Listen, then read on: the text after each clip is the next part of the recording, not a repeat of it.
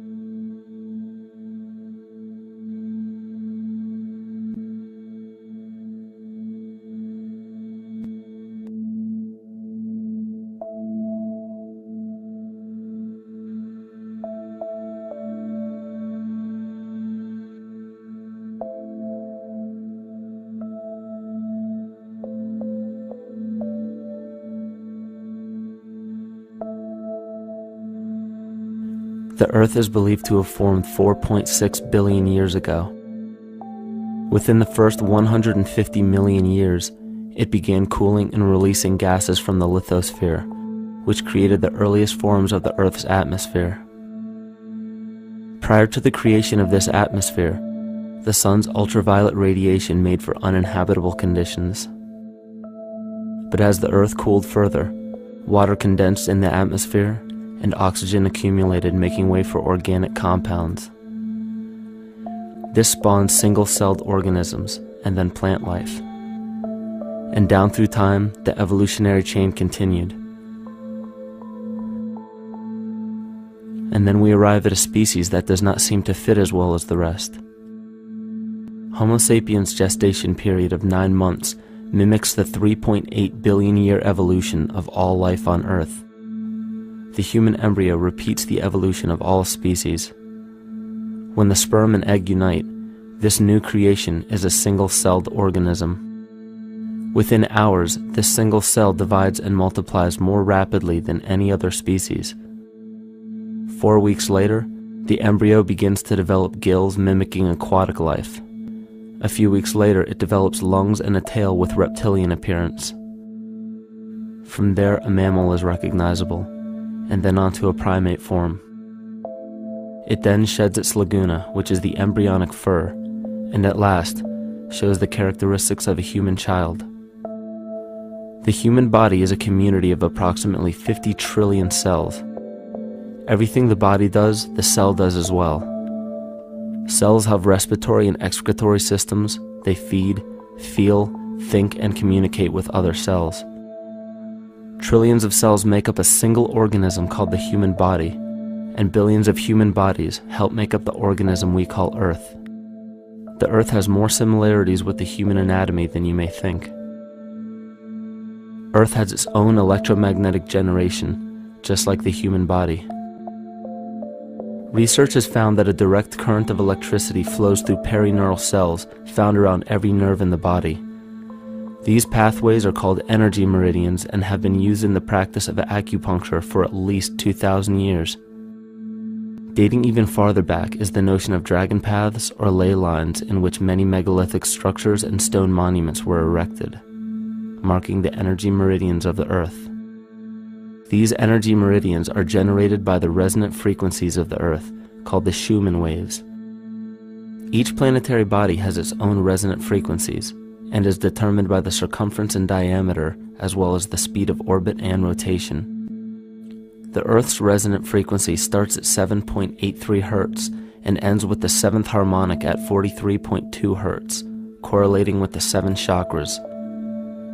Ultimately, the greatest discovery of our Earth is its consciousness. A visible attribute of consciousness is an energetic field that governs the shaping of organisms. Morphogenesis is a scientific term to explain this very shaping of tissues, organs, and entire organisms. Consciousness is the creative force of the entire universe. It has been given many names such as God, Yahweh, Krishna, nature, the field, and divinity. The entire universe is in fact a single living, conscious organism with complete awareness of itself. The reason why it may seem difficult to comprehend this is because our understanding is typically limited by our language. When we hear the term conscious organism, we tend to anthropomorphize its definition. By giving it human qualities, we mistakenly look past what an organism truly is in the first place. The definition of an organism is any living thing capable of response to stimuli, reproduction, growth and development, and maintenance of homeostasis as a stable whole. Our universe does all of these things. The consciousness of our universe is responsible for the form and purpose that all matter assumes. The Earth's resonant frequencies are a result of its form. These frequencies are responsible for biological rhythms, such as menstrual and circadian cycles, as well as behavioral and emotional patterns. The frequencies are then picked up by the flora and fauna, which are biological instruments that respond to the wave patterns. The wave patterns resonate in the cranial structure of our head and converge in the center of our brain, which is where we find the pineal gland. The pineal gland is believed in many cultures to be the spiritual third eye responsible for intuition. Descartes called it the seat of the soul where mind and body meet. Each individual cell in our body receives an electromagnetic impulse from our central nervous system. They receive the very same impulse that was disseminated to every biological instrument from the earth. An explanation of our conscious universe has been attempted by religion, science, and philosophy. The neglect of biological nature from any organism causes illness. A divorce from nature, exile from Eden, confounding of tongues, they are all symptoms not of a biblical God or deity, but the true self. The greatest and only threat to ourselves is a loss of self, the death of our divinity. As we barrel through history with oceans of information, yet barely a drop of wisdom, we have to understand how we lost ourself.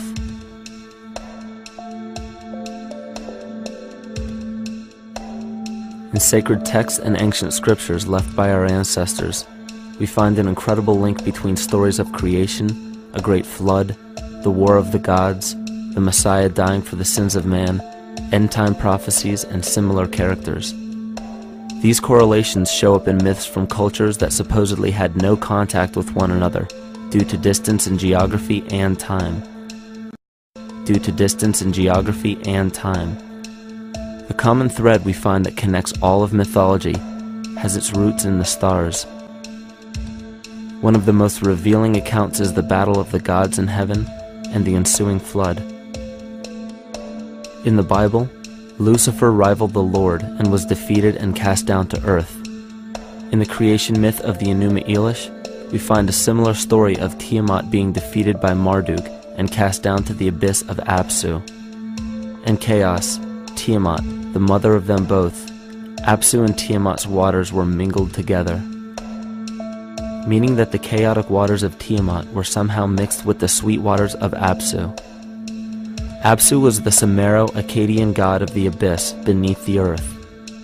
Tiamat, also known as Lucifer, was known as a serpent or dragon and was defeated by Marduk. Marduk was the father of Nebo or Mercury, and Mercury is the same mythological character as the Zoroastrian Mithra, the Egyptian Hermes Anubis, and the Gnostic Hermes Christos. The most recent version of Mercury, however, is the Archangel Michael in the Bible, who defeated Lucifer and sent him to the abyss of the earth, or hell. This story is steeped in astrological significance in the Bible and in many other ancient scriptures. This leads to an event in history that is recorded by many researchers regarding the cosmic upheaval and historic deluge. William Commonus Beaumont states, "The flood immortalizes the collision of a fallen planet, later termed Satan, actually a cometary body with our Earth." Consider what this reveals. He postulates that a planet, later termed Satan, fell to the earth, creating the flood we see recorded in the Bible and other myths. Lucifer, or Tiamat, was a planet known to ancient cultures as the Glistening One, the dragon of chaotic salt waters. The light from the sun illuminated this planet's water, which gave it a glow that rivaled the sun's own light, which is where we hear about Lucifer rivaling the Lord. The Lord in this case being the sun, which sustains and gives warmth to the earth. The planet Tiamat, or Lucifer, was destroyed by a cataclysmic event that hurled the watery planet to the abyss of the earth. In the book of Enoch, it reveals, "And behold, a star fell from heaven, and when it fell to earth, I saw how the earth was swallowed up in a great abyss." The myth of the Ute Indians states, "The sun was shivered into 1,000 fragments, which fell to earth, causing a general conflagration. Then Tawats fled before the destruction he had wrought. And as he fled, the burning earth consumed his feet, legs, body, hands, and arms, until at last, swollen with heat, the eyes of the god burst and tears gushed forth in a flood which spread over the earth, extinguishing the fire." This myth resembles the translation of the Enuma Elish by Stephanie Daly in her book Myth from Mesopotamia, which explains that Tiamat's eyes became the source of the Tigris and Euphrates rivers. As written in the book of Revelations, "And there was a war in heaven. Michael and his angels fought against the dragon, and the dragon and his angels fought back. The great dragon was hurled down, that ancient serpent called the devil, or Satan, who leads the whole world astray. He was hurled to the earth." The Roman mythology of Ovid gives the story of Phaeton, which happens to be another name given to the watery planet Lucifer, or Tiamat. This story reveals that Phaeton was a child of the sun and wished to become the sun for a day. Phaeton attempted this feat, and eventually Jove, who is also known as Marduk, destroyed Phaeton, sending him crashing to the earth in flames and put out by a tremendous flood of water from a river unseen before. The common theme we notice here is that of a saltwater planet, the great dragon, Lucifer, Tiamat, or Phaeton, was defeated and fell to the earth, and now dwells in the abyss known as hell, giving us the outline of the story of Lucifer rising up against the Lord and being defeated and banished to rule the underworld. As we know, however, an outline is but a shell of a story. The inner meaning, the spirit of the myth, comes with a deeper understanding of the essence of each planet, not just the physical planet, but the conscious core, because we know now that the proportions and velocity of a planet gives them their own characteristic frequencies, which govern biological and behavioral patterns. These planets reflect the archetypal psychology of man. In ancient times, probably the most important field of research was the study of the heavens. Galactic bodies and their movement through the sky were known to be symbolic of the inner faculties within human consciousness. Within all organisms, outdated science has only explained the physical world measured by our five senses. Only in esoteric religions, mysticism, and quantum fields of science are we to find any attempt at explaining where thoughts and emotions fit into the sense-perceptible world. We also understand now that humanity is a community of cells within the organism of the Earth. The Earth, therefore, is a higher organism that shapes our form and function. This higher organism and all other planetary bodies are governed by consciousness, just as we individual humans are.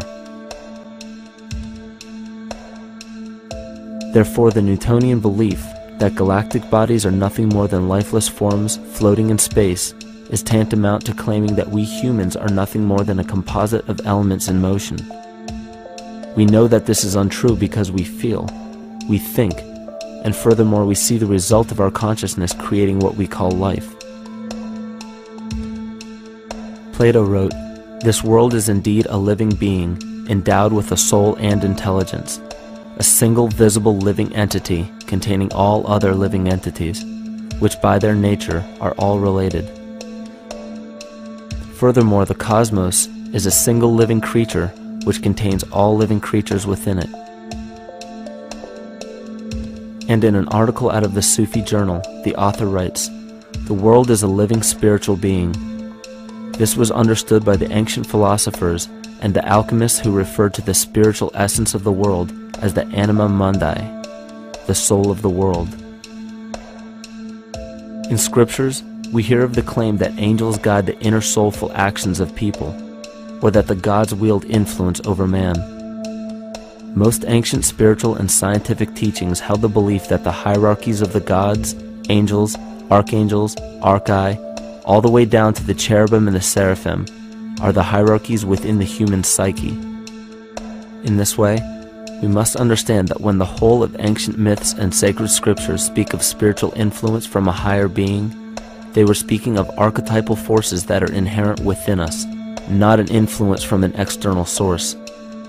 This is where we begin to see the relevance of astrology as an ancient form of science that resurfaced in the 19th and 20th centuries under the name of psychology. Friedrich Nietzsche even stated, "As long as you still experience the stars as something above you, you still lack a viewpoint of knowledge." This is astropsychology and maps the inner faculties of the psyche. In pre-Christian times, there were schools known today as the mystery schools or the mystery religions. The messages encoded in the scriptures and ancient archaeology came from adepts of spiritual science. The intent was to teach the initiates the deeper meaning of these myths. What became later termed as Lucifer, Satan, or the devil was representative of the ego which rivals the Lord, the representative of the self. The true self is the epicenter of a person's entire being. It is the total sum of everything that we are. The false ego, on the other hand, is the idea and concept we create about ourselves in the course of our lives, which typically excludes any qualities we don't wish to accept about ourselves. However, humanity has been endowed with the freedom to choose either to obey the true self or to give in to the temptation of the vanity and materialism of the false ego. This is the most notable trait that separates man from animal: our freedom of choice, the choice to follow our concepts and ideals or our natural impulses, the choice to sustain nature or to destroy it. This freedom of choice weighs on the fate of the entire organism that we call humanity. Cancer begins with a group of cells within a community that fail to communicate with the conscious signal of the organism. Those cells begin to grow out of control and spread to other areas of the organism. This very disease is evident in our world today. The cancer upon our earth is the domination of our false ego and our divorce from nature. Collectively, among every human, the cancer upon our earth is the domination of our false ego and our divorce from nature. Collectively, among every human, vanity leads to segregation and competition. Competition leads to fear and greed. Greed leads to deceit and immorality. And immorality is the breeding ground for illness, waging war on our earth. Every act of hatred and destructiveness in our world begins with self-hate and self-destructiveness. And it all begins with a breakdown in communication.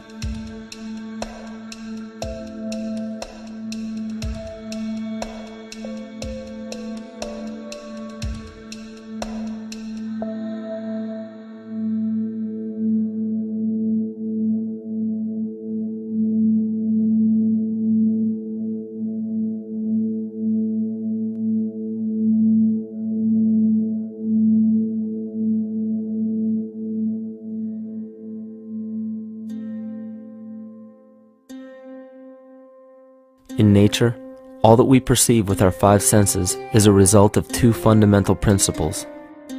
Everything in existence is made of a relationship between vibration and matter.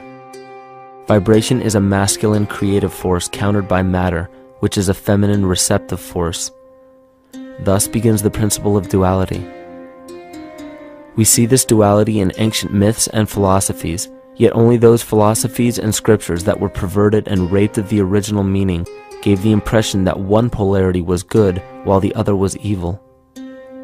The original sages, adepts, and shamans taught that both are necessary, and one would not exist without the other.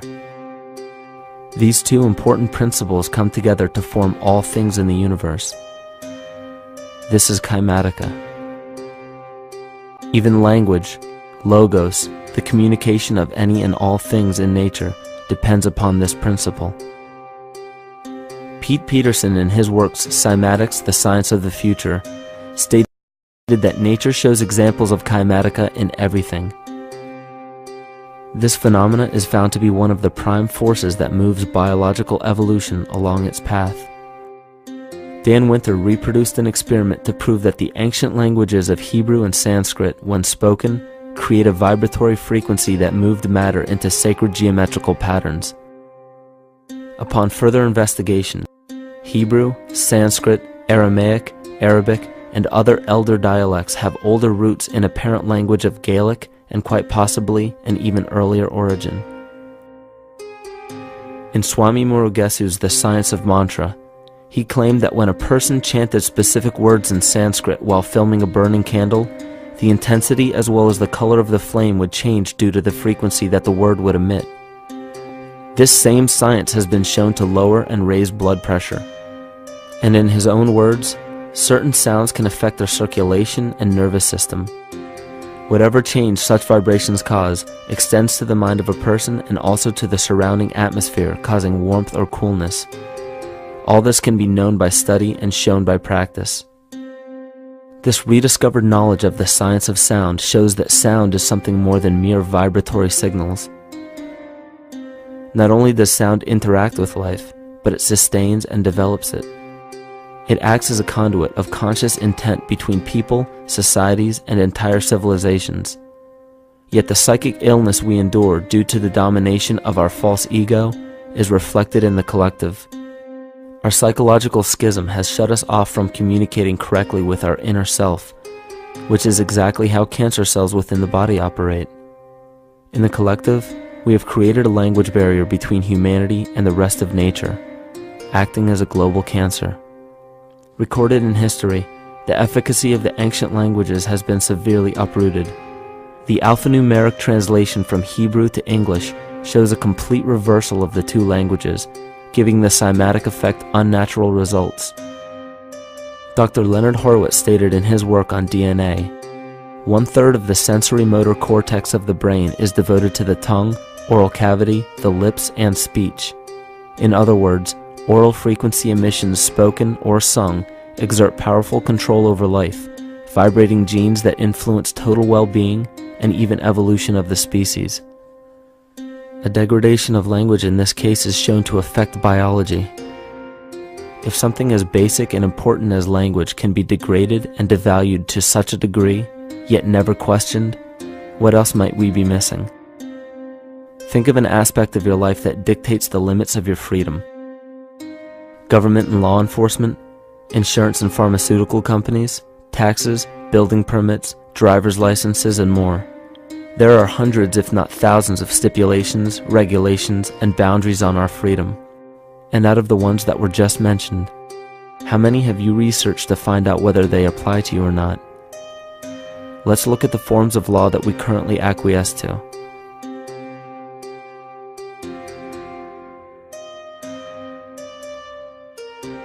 A common misconception among people is that any rule or regulation that governs them falls under one category: law. But there are many other forms of law that people abide by without realizing that they simply do not apply to them. Another misconception is that a nation's constitution gives us our rights. A constitution does nothing more than list the rights that we already have. We are born with inalienable rights, endowed to us by our Creator. They are not given to us, and they cannot be given away. The most a person can do with a right is choose whether to exercise it or not. Maritime Admiralty law is what's known as the law of the water. It is superseded by civil law and only applies to those who willingly contract themselves into it. The definition of Admiralty law is a body of private international law governing the relationships between private entities which operate vessels on the oceans.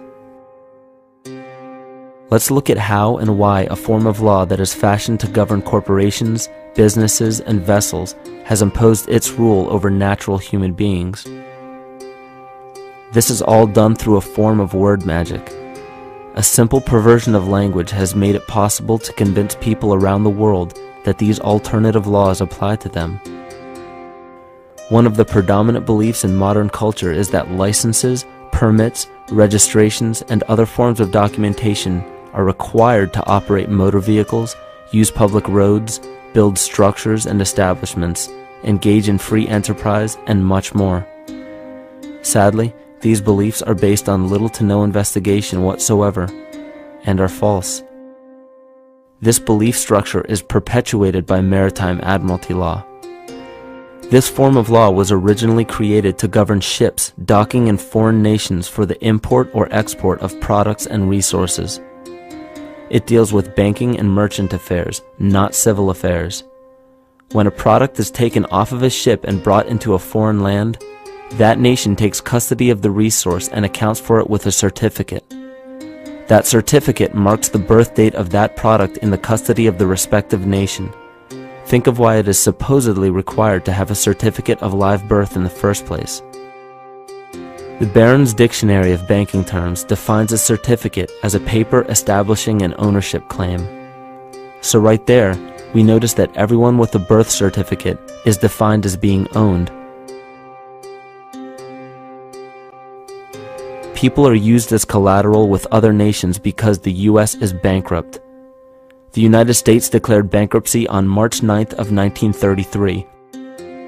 At this point, the U.S. began taking out loans from a private, non-government affiliated corporation called the Federal Reserve. With no money to pay back the loans, the United States began using the citizens as collateral. All birth and marriage certificates are literally warehouse receipts. Just look at the similarities of warehouse receipts and birth certificates. Both document the date of issue, a serial number, registration number or receipt number, a description of the product, and an authorized informant to notify the appropriate government agency. With all of this information being readily available, the majority of people are unaware of their involvement with Maritime Admiralty law. This is possible through the manipulation of language. This Admiralty law changed the meaning of the word person from a natural living person to a corporation. Driver's licenses, vehicle registrations, auto insurance forms, building permits, gun permits, work permits, tax filing documents, birth and death certificates, traffic citations, and many other forms of documentation that were once believed to be absolutely necessary only applied to persons or corporations. Upon signing such a legal document,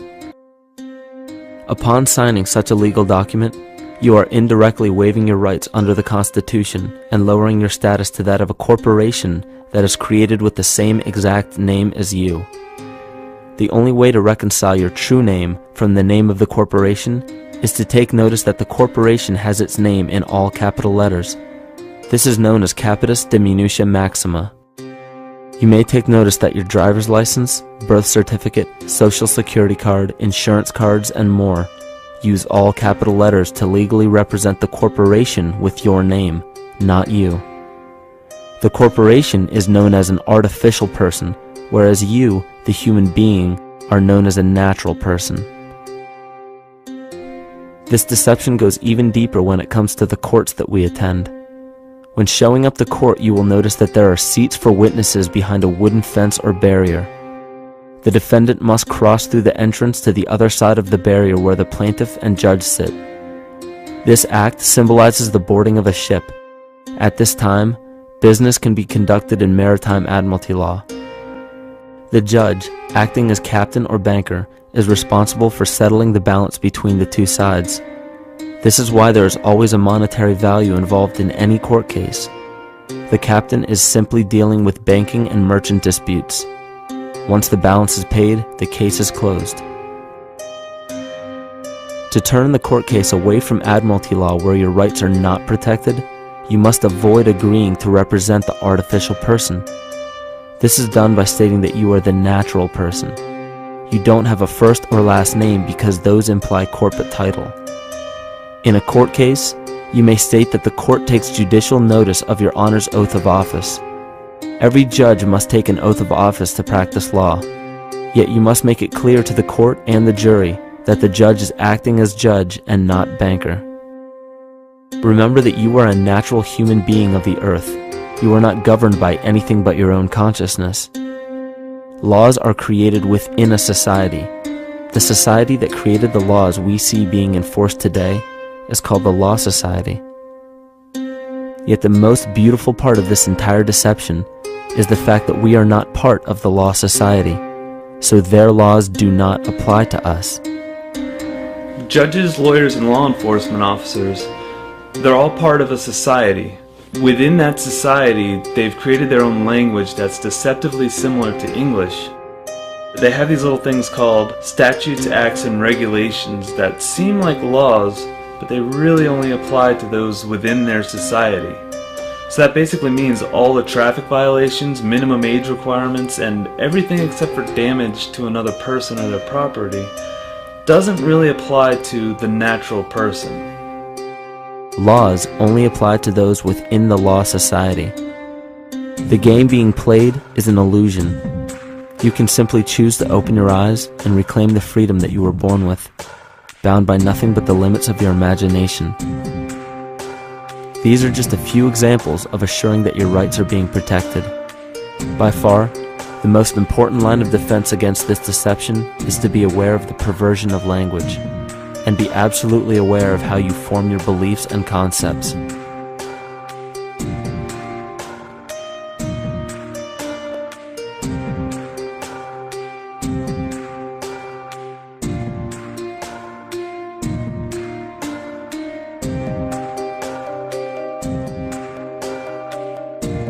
In all forms of the perversion of language, there is a mirror reflection of this in the microcosm of the psyche.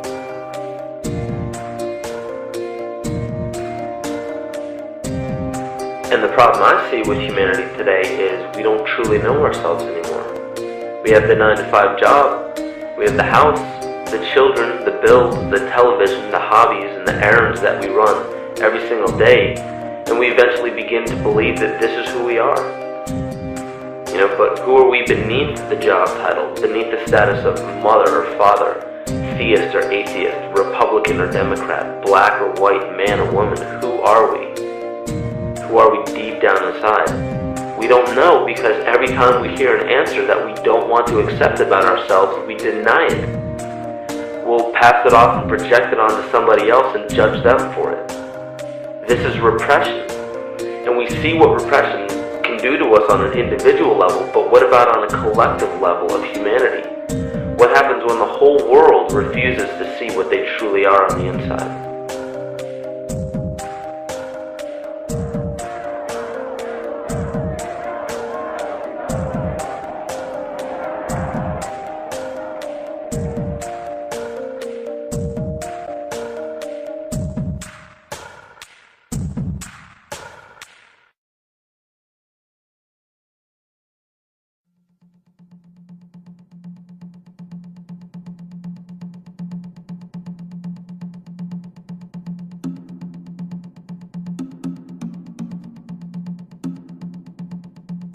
Carl Jung discovered that there is a collective unconscious connected to all humans, meaning that the whole of humanity shares a single mind with one another. This is evident in the world through accounts of shared mythology and symbols, the study of morphic fields, and with the science of kinesiology. This collectivity is a global example of the unconscious mind of the human body, in which trillions of cells share a similar signal. This parasite, called our false ego, requires a continuous flow of sustenance to survive. Food, fuel, and any other form of sustenance is energy. Human consciousness is an electromagnetic field of energy. When this potential energy is utilized, it then releases kinetic energy, which is used to perpetuate the false ego. This scenario occurs in the smallest parasitic organisms, all the way to a collective organism called humanity. A parasite will release chemicals that cause the host to crave the sustenance that the parasite needs to survive. As long as the host is unaware, it will keep feeding the parasite and starving itself. In a similar way, Wilhelm Reich stated that whole societies suffer from a psychosis caused by starving our organic biological impulses. He states that sexual suppression supports the power of the church, which has sunk very deep roots into the exploited masses by means of sexual anxiety and guilt. It engenders timidity towards authority and binds children to their parents.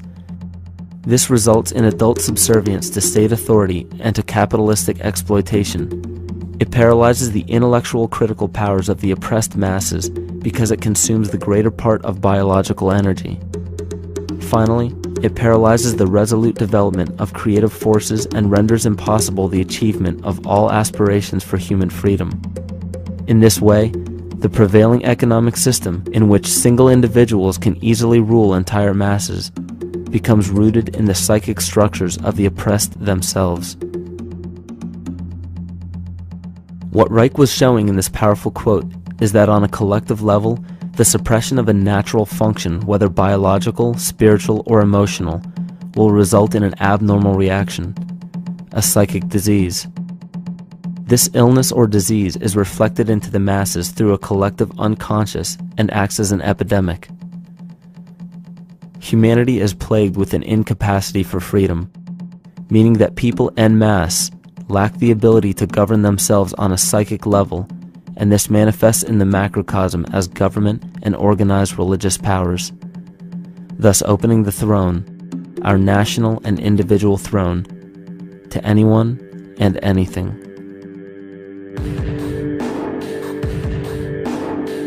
Enter the infamous rulers of the earth, the patriarchs of civilization, political, social, economic, and spiritual dictatorship, psychic tyranny. This simple illness within our psyche, this lack of responsibility and neglect of basic human freedom, has made way for every tyrant that has ever held rule over people on this planet.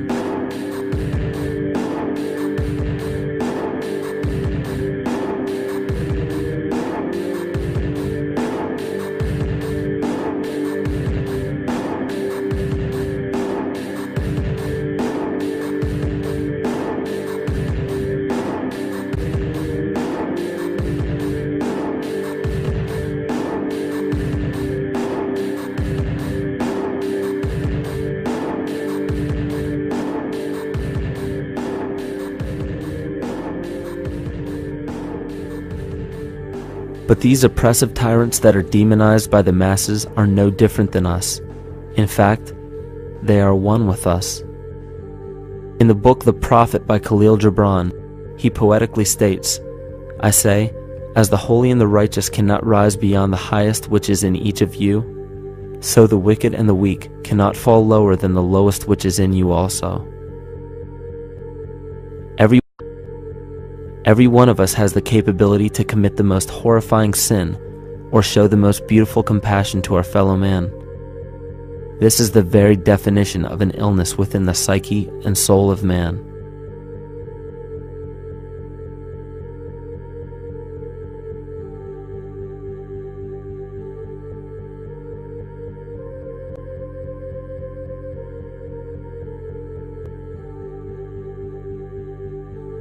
Think of any position of power that you believe to be above you. Royal families, government leaders, the United Nations, financial organizations, corporate monopolies, and media juggernauts. These are all facets of our false ego. They are the physical advent of our own sickness. They require our conscious participation, our conscious energy to survive. Because without our cooperation, without supplying them with the sustenance of complicity, they starve. Their very nature depends on our desire to be ruled. And a typical symptom of the illness among humanity today is our continuous denial of our illness. Repression. We consistently repress those qualities we choose not to accept about ourselves. This is why it is so difficult to see the false ego and its multiple manifestations for what they truly are.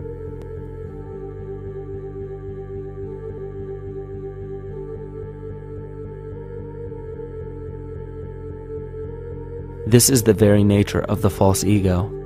It acts as a red herring to distract us from the freedom we truly have. For this psychic parasite to survive, it must supply us with a chemical that will cause us to remain dependent upon it. In this case, the sustenance is our conscious energy. And in order for us to feed it to the parasite, the chemical of fear causes humanity to crave protection and defense.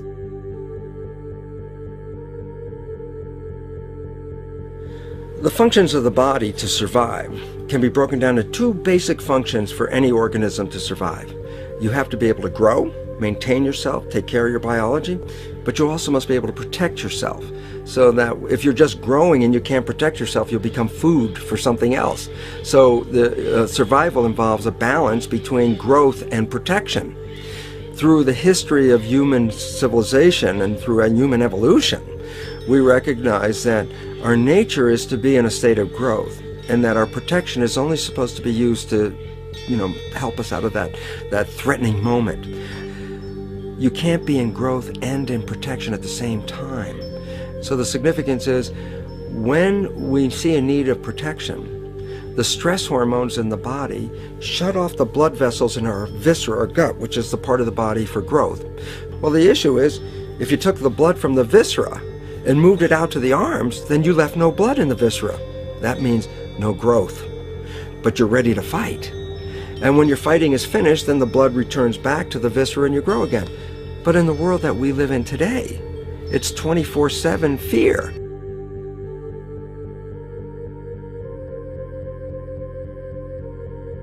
So we have a continuous dripping of that stress hormone into the body. It's just dripping all the time, getting us ready to run or fight or flight at any moment at the drop of a hat. We're ready to go because we're on guard. Well, the problem is, what does that mean about your allocation of energy? And it says, we're spending most of our energy in protection. You cannot survive if you're in protection all the time.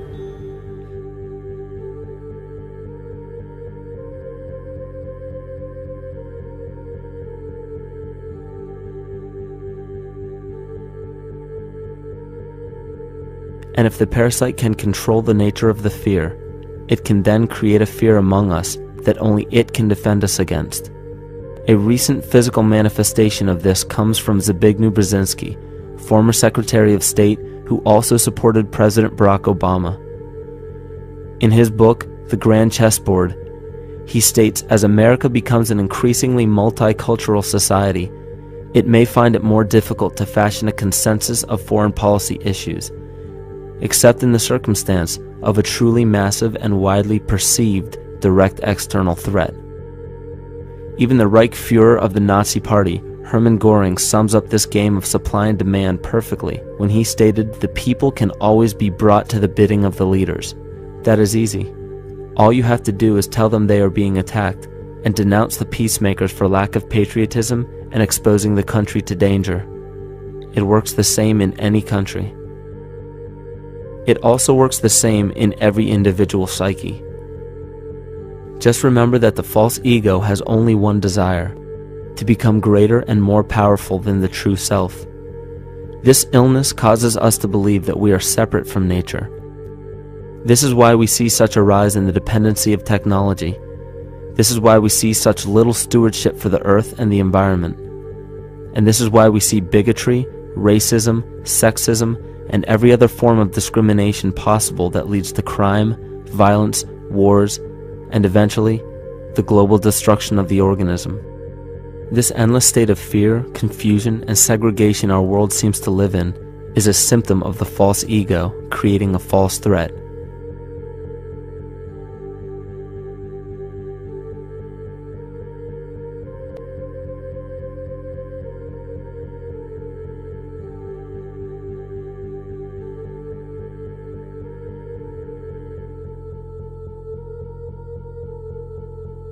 many of the United States presidents have blood relations with each other. The Bush lineage has blood ties to a great number of former presidents. George Washington, Millard Fillmore, Franklin Pierce, Abraham Lincoln, Ulysses Grant, Rutherford Hayes, James Garfield, Grover Cleveland, Teddy Roosevelt, William Taft, Calvin Coolidge, Herbert Hoover, Franklin Roosevelt, Richard Nixon, and Gerald Ford. Michael Tessarion points out in his work that Bush is closely related to every European monarch on and off the throne, and has kinship with every member of Britain's royal family. Bush's family tree can be documented as far back as the early 15th century.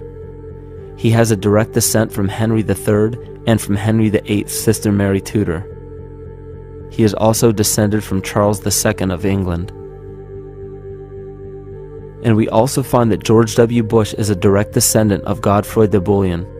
Godfrey was the first king of Jerusalem after he recaptured it from the Saracens, which was the name for the Islamic faith during the Middle Ages.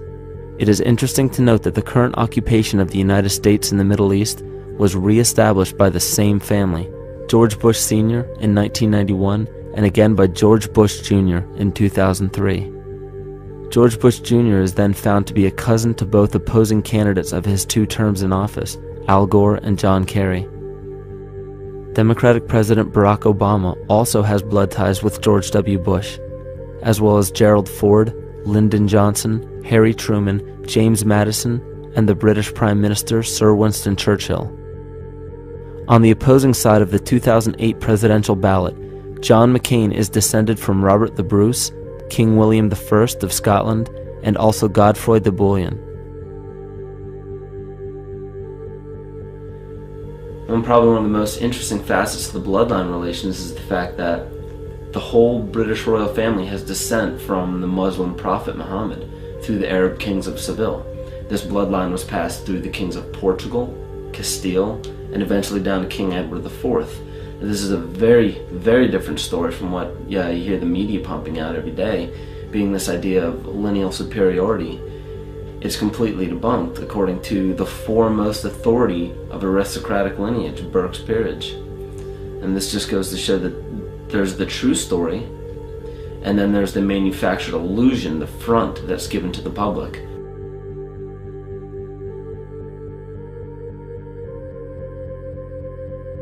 These blood ties go on and are documented thoroughly through literature such as Burke's Peerage and other comparable books. The point of all of this is that we find not just the same people, but the same intent within the people who have held high positions of monarchy, dynasty, aristocracy, and democracy in the past and present, and they are all related by a physical and symbolic link. This bloodline carries the symbol of our illness.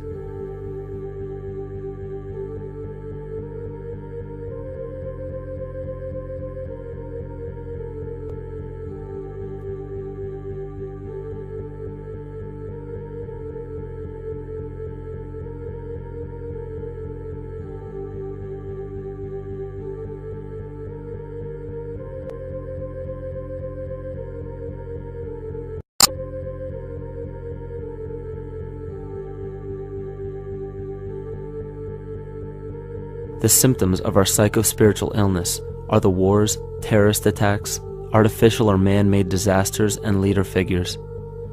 As long as the people remain oblivious to their inner drives and inner nature, they will always fail to recognize why these events take place and why these figures rise to such powerful positions. The reason why we have failed for thousands of years to conquer these archetypal rulers permanently is because for thousands of years we have been fighting the symptoms of an illness and not the root cause.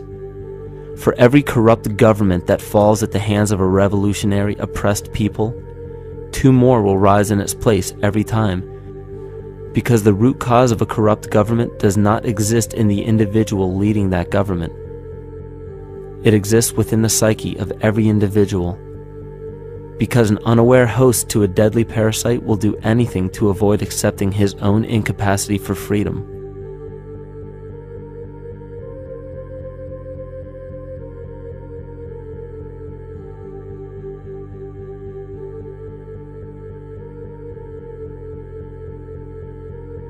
We are so bereft of sanity in this world that those few who simply stop projecting onto others and begin facing their own demons are seen as neurotic. An article written in the 1950s states that studies showed that individuals who had been isolated from their familiar social and cultural environment became neurotic. This shows that when those individuals had no object to identify their darker emotions with, they began to see these things in themselves, that which they refused to recognize before, and were unaware of why they appeared and how to cope. Facing our true inner self is virtually unknown in our world today. This is why no matter how many civilizations rise and fall, it is our collective consciousness that creates our governing apparatus, not individual people.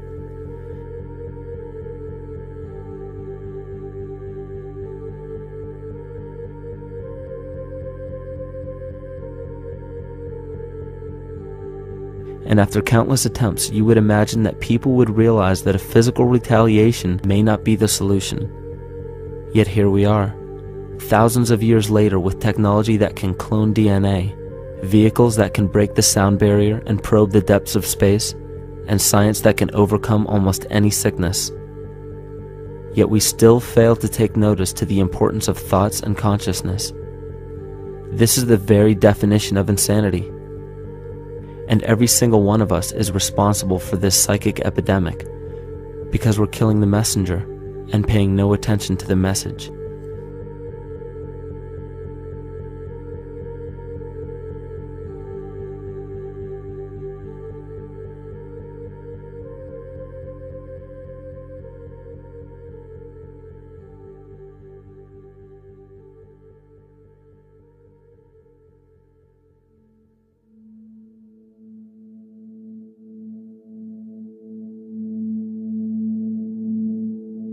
During the 1990s, 3 Nobel laureates in medicine advanced research that revealed the primary function of DNA lies not in protein synthesis as widely believed for the past century, but in electromagnetic energy reception and transmission. Less than 3% of DNA's function involves protein manufacture. More than 90% functions in the realm of bioacoustic and bioelectric signaling. So why is it important to know that DNA functions in bioelectric signaling? HeartMath Institute has discovered the heart and brain maintain a continuous two-way dialogue, each influencing the other's functioning. Although it is not well known, the heart sends far more information to the brain than the brain sends to the heart, and the signals the heart sends to the brain can influence perception, emotional processing, and higher cognitive functions. The heart also generates the strongest rhythmic electromagnetic field in the body, and this actually can be measured in the brainwaves of people around us. We are quite literally an electromagnetic expression of our highest cognitive function. The behavior of electromagnetism is evident throughout the world as dualism. All matter contains a negative and positive charge, which means organisms are built upon this foundation. The natural homeostasis of any organism is a balance of both polarities. Furthermore, research on emotional energetics shows that the heart's field is a carrier of emotional information and a mediator of bioelectromagnetic communication within and outside the body. Research shows our heart's field changes distinctly as we experience different emotions.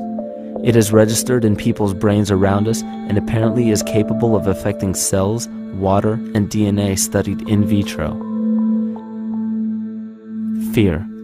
The chemical supplied by a collective parasite creates a distinct bioelectric signal given off by the host.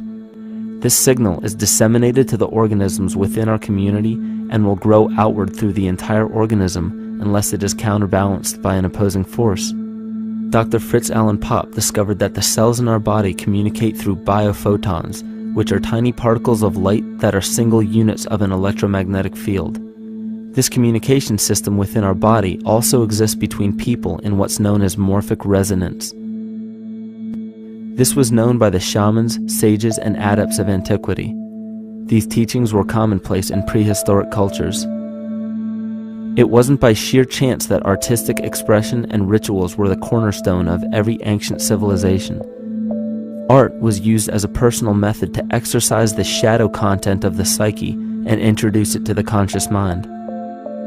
This was very literally viewed as psychic therapy. Ritual was based around astrological dates. As we've learned, the study of the stars and planets reflect our own astropsychology. The shamans would perform rituals on astrological dates that would correlate with a circadian rhythm or a psychological cycle. These rituals kept the human participants aware of their inner self and prevented the repression of psychological content. As long as people were facing their inner demons and accepting them as their own, they were not collectively projecting them into the physical world. If you bring forth what is within you, what you bring forth will save you. If you do not bring forth what is within you, what you do not bring forth will destroy you. The progeny of our psychological disease began growing rapidly after a series of catastrophes forced the collective into a somatic state of fight or flight. This lowered the immunity of the population by introducing a state of immense stress. Our body becomes more susceptible to illness under stress. In this manner, humanity fell ill when entire bodies of land were swallowed up by the floodwaters. This uprooted many tribes, chiefdoms, and civilizations from their homes, and their ritual practices that were used as a conduit for psychic wellness were put on hold in order to survive the catastrophe and seek new homes. The shamans were spread to many new areas of the world. This information has been suppressed. We are made to believe that advanced civilizations such as ancient Egypt and the Mayans of Mesoamerica came about with no prior rudimentary remnants or evidence of evolving intellectual artifacts to bring them to their peak. We are meant to believe that their incredible knowledge of mathematics, astrology, agriculture, economy, polity, and architecture came out of nowhere. This leads many researchers today to the understanding that the origins of these civilizations have been suppressed. Not surprisingly, the force that has guided the suppression of this knowledge comes from the exact bloodline of the political and religious leaders stated previously. These are some of the notable book burnings and suppression of important texts in our history.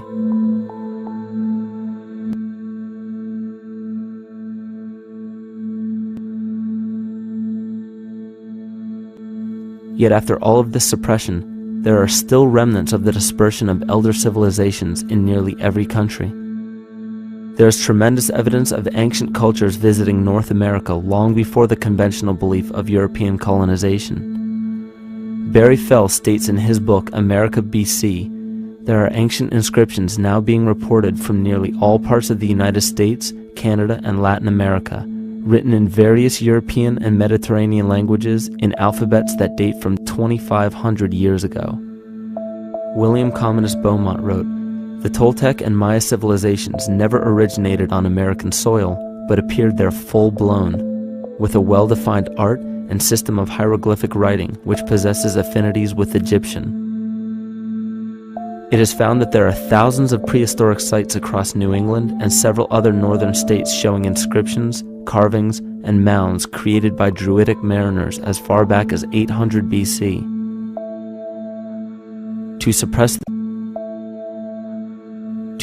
this information further, it was not only imperative for the bloodline to burn the documented texts containing true historical information, but to wipe out the cultures that derived from these ancient shamans. The most devastating genocide ever endured was and still is the annihilation of shamanic tribes. We've lost our traditional roots and don't know about ritual. The dragon dances and the ghost dances of the Native American Indians, what do you think that was all about? All the shamans of the world, when they do their rituals, they're doing that. Their work, harmonically through dances, is to strengthen the immune system of the earth. But they've been all murdered. So that was why in the 17th century, exactly the same period I'm talking about, there was an all-out agenda that when you come across indigenous people, you annihilate them. Columbus was sent on his expedition along with agents of the crown to disrupt the lives of the natives and seize mineral resources. He visited every island in the Caribbean, depleting the gold and taking as many slaves of the native Taino tribe as possible. 5 million natives were murdered within 3 years, according to Leah Trabeck. Within 15 years, the Arawak tribe of 250,000 was completely wiped out. The population of the United States prior to European contact was greater than 12 million. 4 centuries later, the count was reduced by 95% to 237,000. From 1494 to 1508, over 3 million people had perished from war, slavery, and the mines. Who in future generations will believe this? I myself, writing this as a knowledgeable eyewitness, can hardly believe it.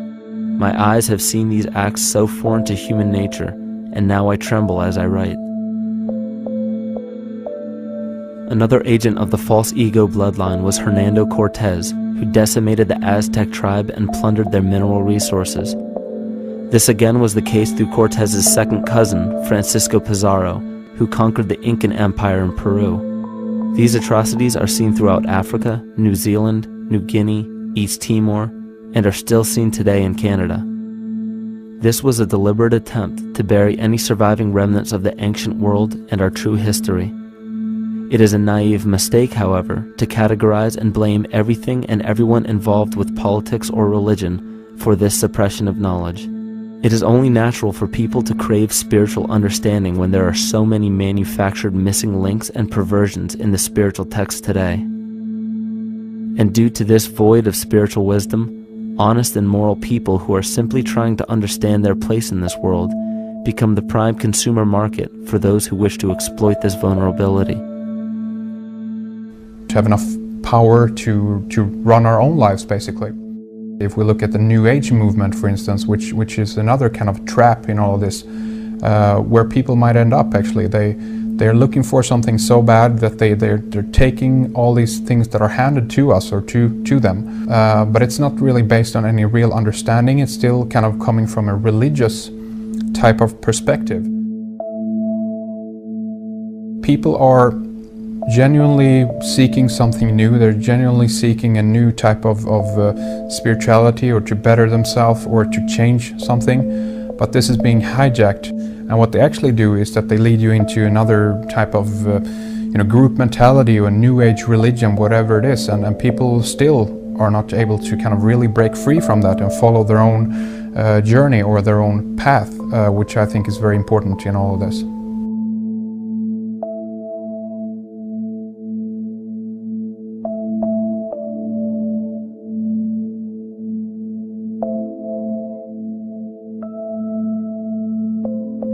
In the pre-Christian era, there were several cults of incredible power, most notably the stellar, solar, Saturnian, lunar, and mushroom cults. It is simple to see that worshippers of the lunar goddess comprised of the lunar cult. The worship of sun gods were indicative of the solar cults. The Saturnian cult, which consisted of Phoenicians and Canaanites, worshipped El or Eli. The biblical exodus of the Hebrews from Egypt showed that they entered Canaan and merged the lunar cult of Isis, the solar cult of Ra, and the Saturnian cult of El to form Isis, Ra, El. Israel. The old Israelitish cult and mythology, the Yahweh worship, the patriarchal legends, the sojourn in Egypt, and so on, are rooted in the religion of the sacred fungus, developed from the underlying fertility philosophy of the ancient Near East. The Jewish mitre, Muslim turbans, and military berets are derivations of the symbol of the mushroom cult. One of the first and most prominent, however, was the stellar cult, and a number of these ancient cults were created for shamanic purposes and earthly stewardship, yet some were taken over with different intentions. Just as you would imagine in any establishment of power, smaller cults formed within the main cults to worship individual deities. The cult of Mithras and the cult of Dionysus are 2 examples. You still today can see the Mithraic or Phrygian cap on the symbol of the seated Liberty Dollar, the coat of arms of many countries, the reverse side of the flag of Paraguay, the seal of the United States Senate, and even involved in the solar cult holiday that we now call Christmas. In the cult of Dionysus, many festivals were celebrated, such as the Greater Dionysia, celebrated in Athens around the spring equinox. The foremost event in this festival was the Thymelic contest, in which poets, musicians, and entertainers performed in an open-air theater. Musicians did not have to pay taxes, and members of the Artists Guild did not have to participate in military affairs. The cult of Dionysus is still alive to this day as the entertainment industry.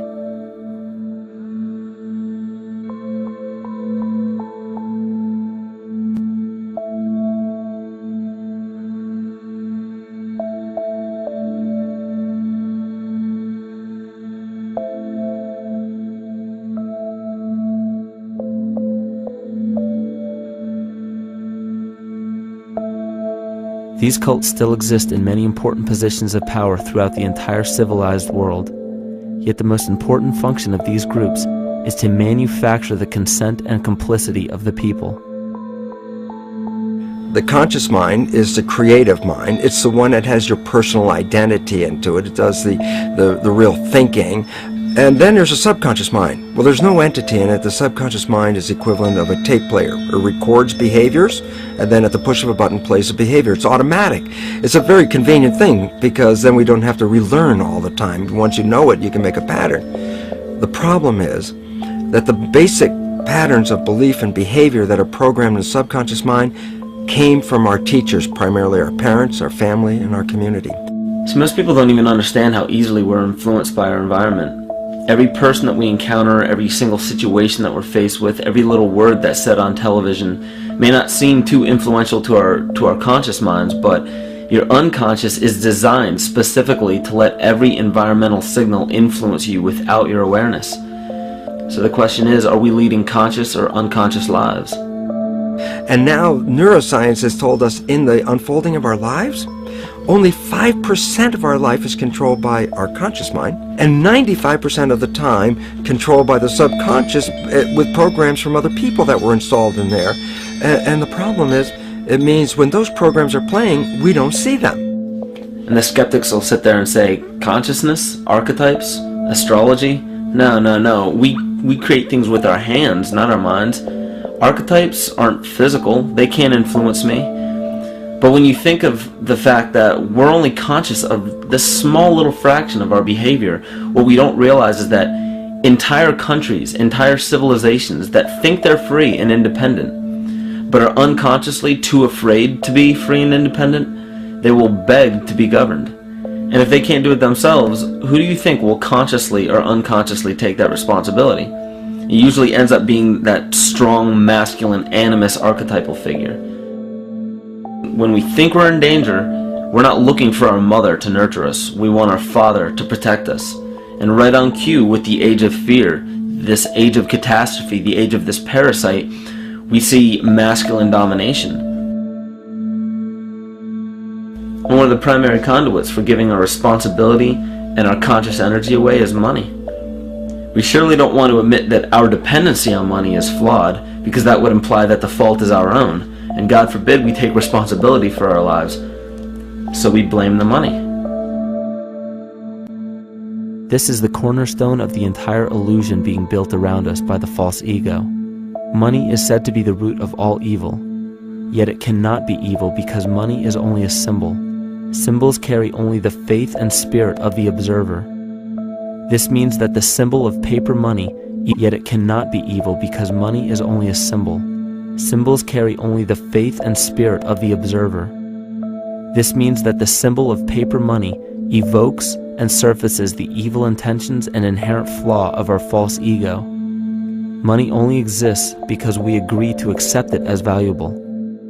And to further illustrate our incapacity for freedom, we've given the control of our faith-based money to a private corporation instead of the federal government.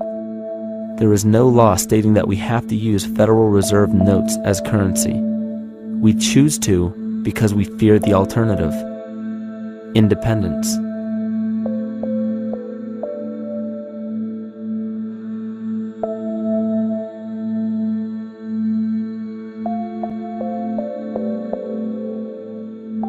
But it's not even really about money, it's about energy, because money is simply this material thing that allows billions of people to crave just one thing and put their energy into the same thing.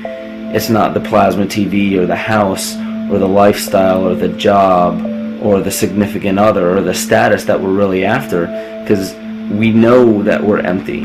These people feel sadness and loneliness and void just like anybody else, and they either want to fill that void with materialism because they think that that'll make them feel better, or they want to sedate the void feeling with material possessions. So it all comes back to this feeling of having to put our dependency into an external source, something that we have absolutely no control over. What we're seeing right now is with all the competition of each other destroying each other, wars, competing for material existence, raping the planet and tearing it apart to get some pieces of it to hold in your hands and say you won the game. Every one of those moves is destructive not just of the planet but of human civilization, because human civilization will thrive with cooperation and will die with competition. And if you operate from these truths, then you end up with the extinction that lies before us. You see, we all have demons, so to speak. We all have inner demons in our lives, but we expect to see devilish monsters or dark apparitions when you think of a demon, kind of like what you'd see in the cinema. But our demons are really the people in our everyday lives, the people that we argue with, the people that we envy or hate, the ones we physically or emotionally harm in some way, shape, or form. And it's not because we envy or hate qualities in these specific people as much as we hate the fact that they remind us of ourselves. They reflect qualities about ourselves that we wish we had more of, or that we wish we didn't have at all. So what do? We alleviate that pain, not by fixing or fighting our own demons, but by harming the people that remind us of our demons, by harming the people that remind us of the things that we don't like about ourselves. And when we become frustrated that we're not in control of our emotions because we don't really know what's affecting our emotions, we take it out on others. We take it out on absolutely anything else that can show us or act as a catalyst for our hatred. And so we do the same thing to animals. Animals are perfect because they can't defend themselves. And it's a perfect catalyst for our inner aggression, our confusion, our hatred. Just take it out on something absolutely helpless. Just imagine how unconscious a person has to be of his or her actions to torture or mutilate or brutalize any living thing.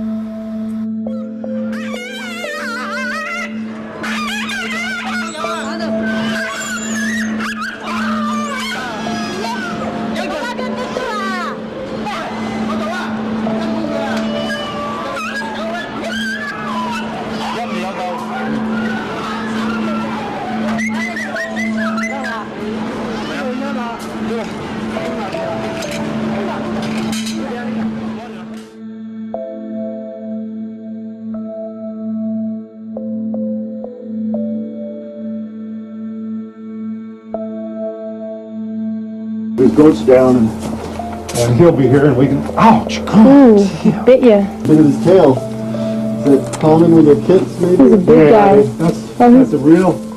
Think of the lack of compassion you must have towards life in general to be able to feel no semblance of sympathy towards entire populations, let alone just individuals or individual animals, entire populations of species that are bred specifically for the purpose of commodity. But I'll tell you what's even more dangerous is not so much the people carrying out this cruelty, because that's already been established. That form of hatred and cruelty has already been established and it's already known. What I'm really worried about is the people who are against inhumanity, the people who are against animal cruelty and feel self-righteous enough to think that it's justified to inflict harm or even wish harm on these people. Because those are the people who take unconscious cruel behavior to a whole new level of conscious cruel behavior that's perfectly acceptable in their minds, because they feel that it's their job to bring other people to justice, like they're an authority figure of some sort. Those are the people who will have a much harder time figuring out why they harbor so much inner hatred and resentment. They don't seem to realize that it's just another form of the same exact hatred. So to keep from facing our inner demons consistently, what do?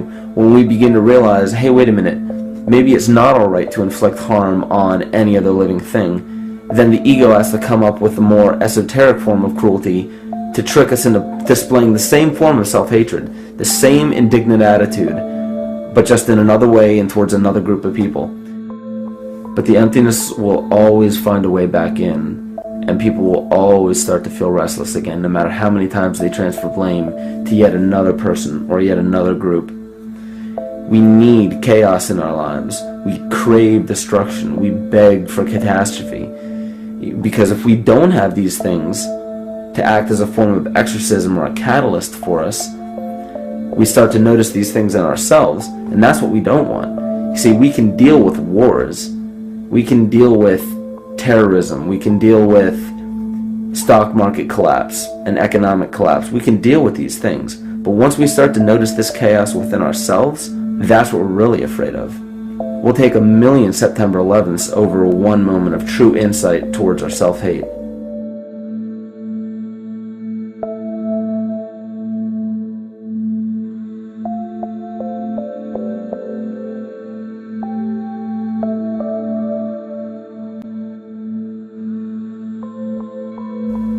And you know, the most interesting part of all of this is we encounter things every day, every single day, that we either accept with open arms or that we reject violently. The interesting part is not really what we're accepting or rejecting as much as what it is inside us that makes us feel compelled to a certain thing or repelled from a certain thing. There's this fundamental dual behavior of muscular strength or weakness, attraction or repulsion. And what's interesting about this is when you realize that consciousness, awareness, that intangible essence that animates all matter into what we see around us as life, that is where you will find the origin of this dual behavior. It's been explained as the inhalation and exhalation of Brahma, the contraction and the expansion of Ahriman and Lucifer in an anthroposophical setting, the active and the passive qualities in electricity, the masculine and feminine qualities, yin and yang, existence and nothingness. These are all ways to explain the same behavioral process that begins with awareness, it begins with consciousness. And if you get rid of all the images and concepts in our minds of these sayings in your head and just try to feel the difference between the two polarities, you'll begin to notice that all of the different scenarios and possibilities that are playing out in the world all spawn from this common origin. You'll have 1,000,000 people telling you why the Bible is supposedly the Word of God and that you should follow it word for word. And then you'll have another 1,000,000 claiming that it's a form of mind control and not to believe any of it. Everybody will tell you to beware of this or watch out for that. This is good information, this is bad information. And I just have to wonder, what makes anyone an authority figure enough to say that something is true or false? And why are you denying or accepting anything based on the suggestion of another person? Why aren't you making that decision for yourself? Information is information. There's no such thing as good or bad information. It's all what you do with it. I say let everything be your Bible. Give every piece of information, every person, every event or scenario or situation an honest and open mind. Because then it's your responsibility to respond to it in the way that you choose. Not following the herd, not following convention, it's your responsibility. And that's the point when, no matter how many people tell you you're wrong or right, you're not dependent upon their approval. If we at least question our own actions, question our own thought process, and make a conscious decision to what we feel is right every single day, that's what I believe to be divinity. That's true shamanism. And that, to me, is what it really feels like to be alive.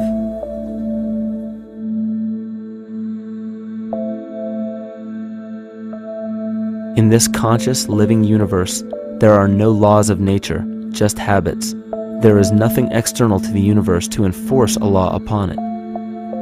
The illusion of a fixed law of nature is only the result of there being no need for that habit to be broken. When habits need to be broken to ensure the survival of the organism, we see this event in nature and call it evolution.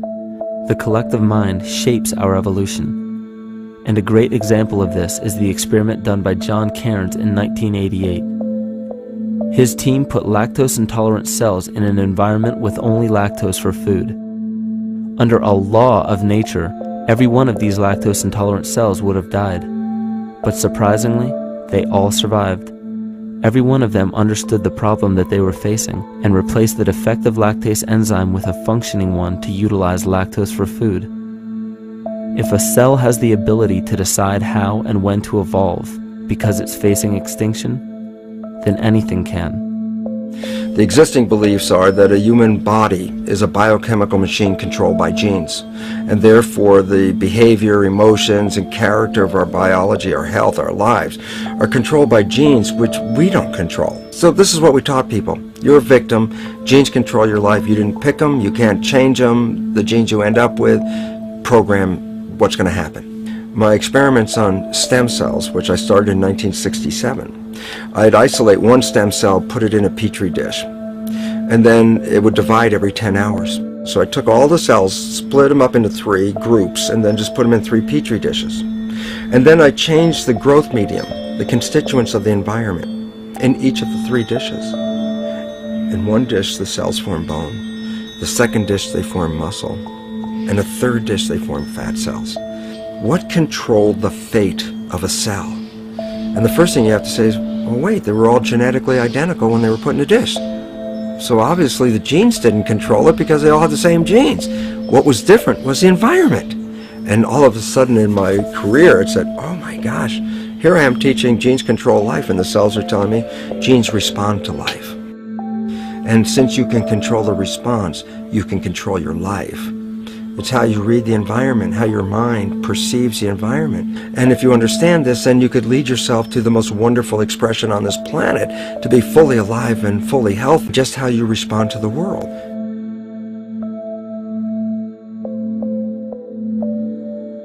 In the face of financial collapse across the world, political and religious wars raging tirelessly, and an ever-growing feeling of being lost and void of meaning, there is a great amount of energy being pushed to the surface of the collective mind.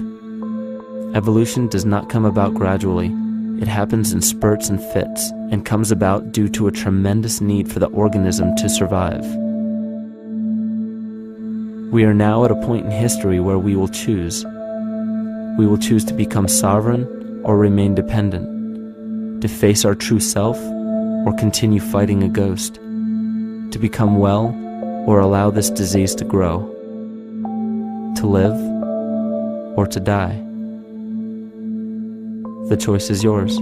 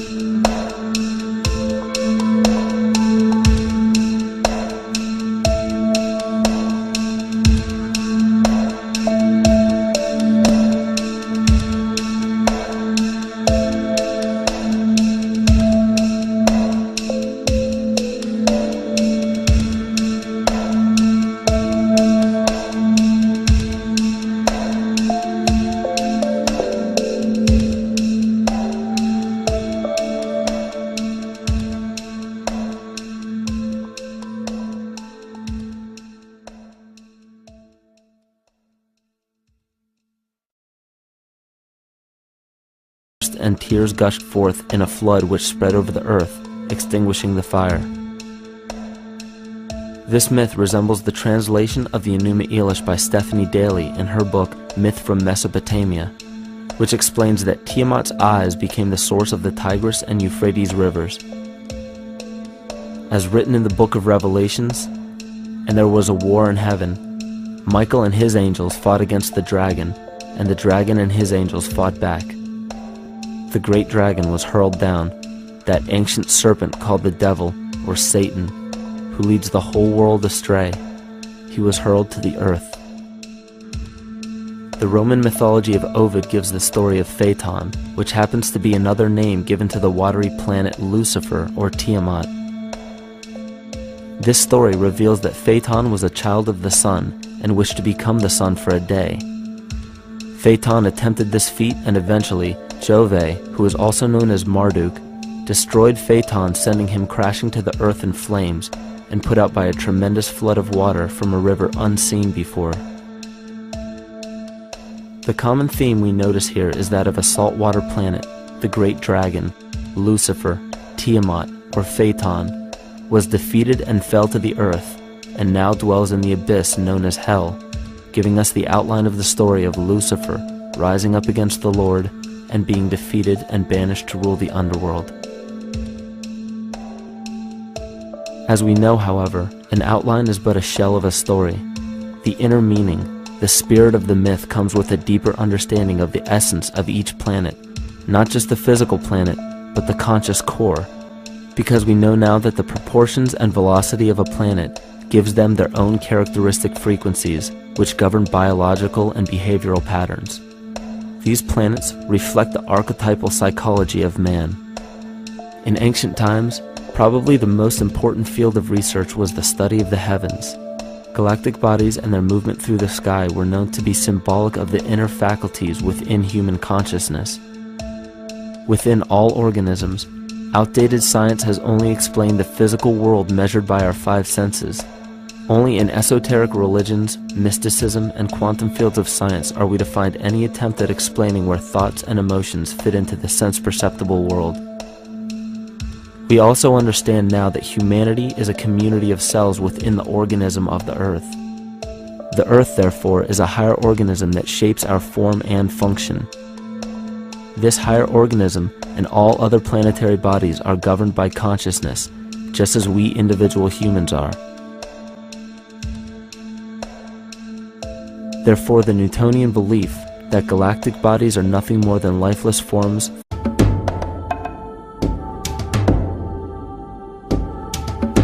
Evolution is a term to define only one organism, and that's the self. The self is the universe, the self is the Alpha and Omega, God and infinity. And that's the only thing that evolves, because we are all part of the self. Nothing goes through an evolutionary process alone, or without direct benefit to the whole. So when you begin to think that there's this controlling elite, this controlling hand behind the curtains leading the planet to destruction, when you think the end is near, the apocalypse, Armageddon, and when you think we as a species are doomed, it is not they, it is you that brought this about. And for a very good reason. You are evolving. Stop blaming everybody and everything else. Quit panicking about global tyranny and natural disaster and pay attention. Because the world is telling you something, is telling you exactly what is wrong with you and how to fix it.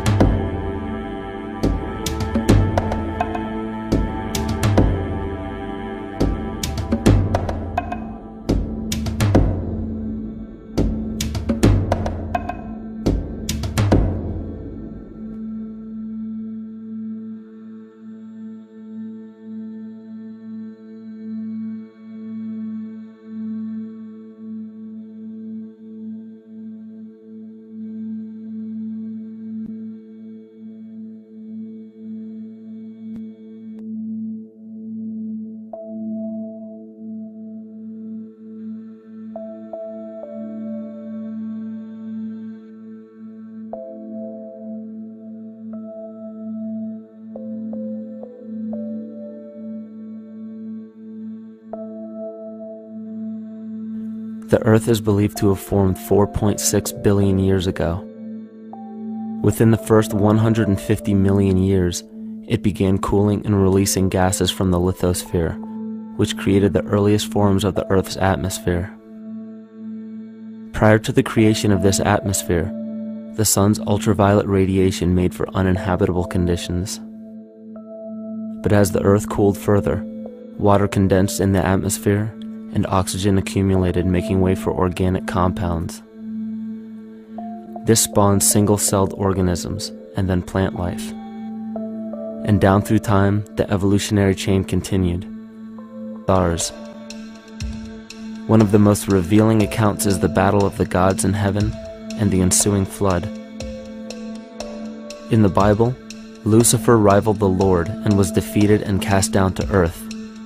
In the creation myth of the Enuma Elish, we find a similar story of Tiamat being defeated by Marduk and cast down to the abyss of Apsu. In Chaos, Tiamat, the mother of them both, Apsu and Tiamat's waters were mingled together, meaning that the chaotic waters of Tiamat were somehow mixed with the sweet waters of Apsu. Apsu was the Sumero-Akkadian god of the abyss beneath the earth.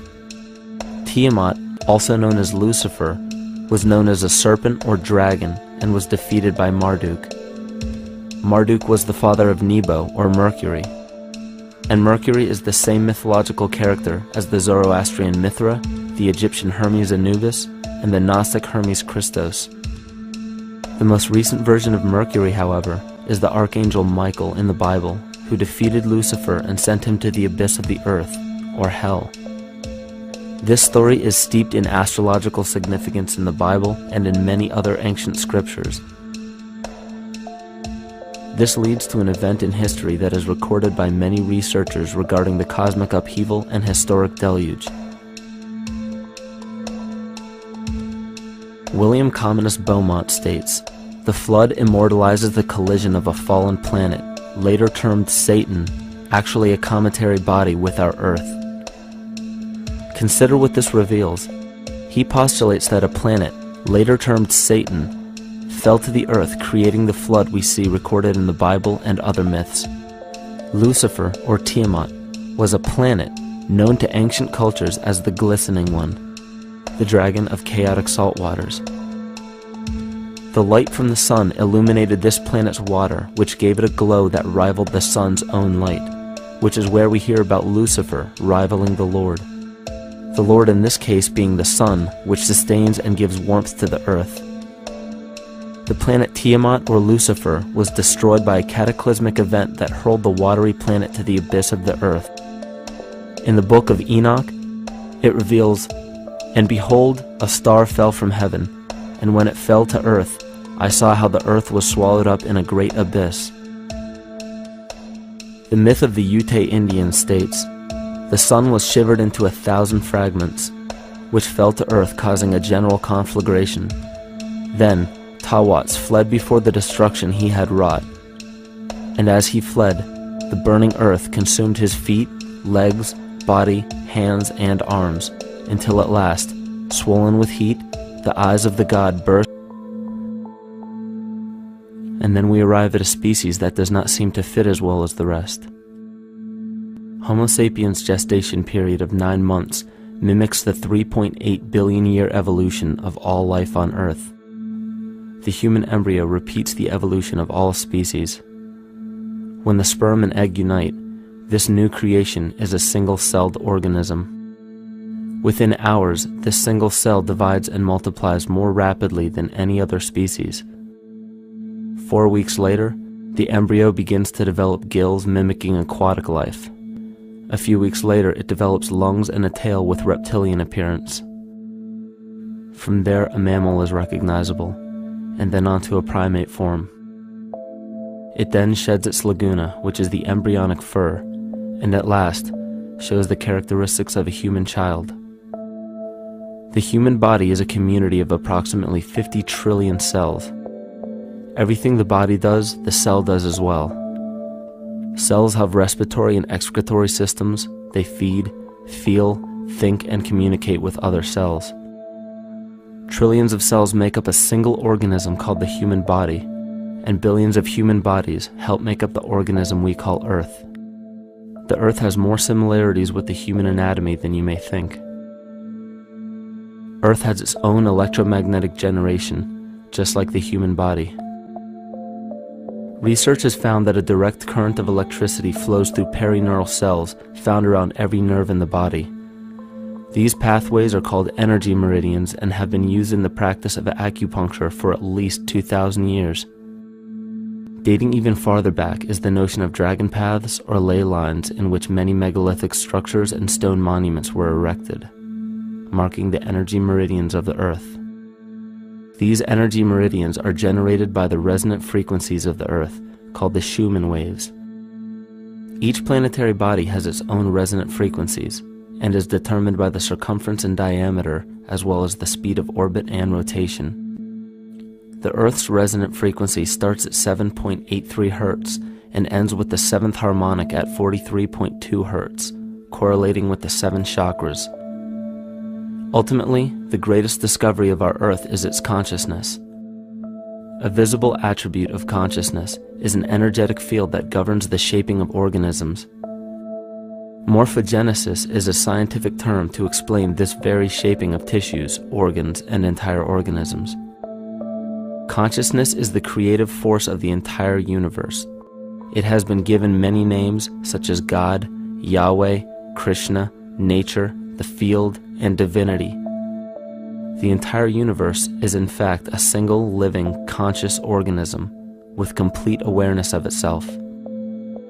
The reason why it may seem difficult to comprehend this is because our understanding is typically limited by our language. When we hear the term conscious organism, we tend to anthropomorphize its definition. By giving it human qualities, we mistakenly look past what an organism truly is in the first place. The definition of an organism is any living thing capable of response to stimuli, reproduction, growth and development, and maintenance of homeostasis as a stable whole. Our universe does all of these things. The consciousness of our universe is responsible for the form and purpose that all matter assumes. The Earth's resonant frequencies are a result of its form. These frequencies are responsible for biological rhythms, such as menstrual and circadian cycles, as well as behavioral and emotional patterns.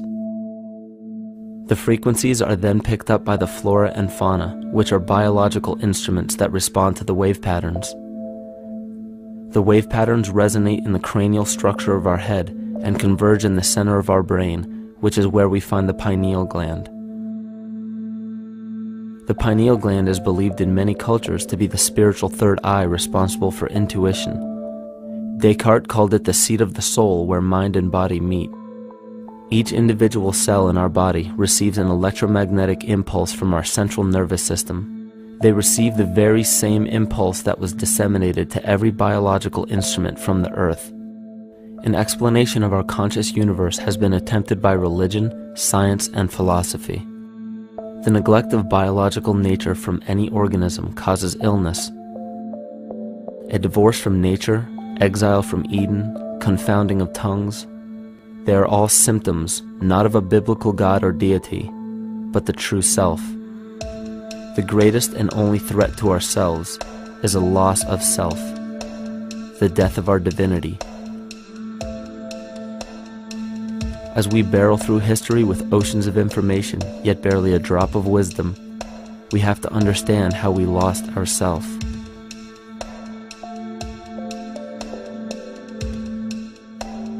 In sacred texts and ancient scriptures left by our ancestors, we find an incredible link between stories of creation, a great flood, the war of the gods, the Messiah dying for the sins of man, end-time prophecies, and similar characters. These correlations show up in myths from cultures that supposedly had no contact with one another due to distance in geography and time. The common thread we find that connects all of mythology has its roots in the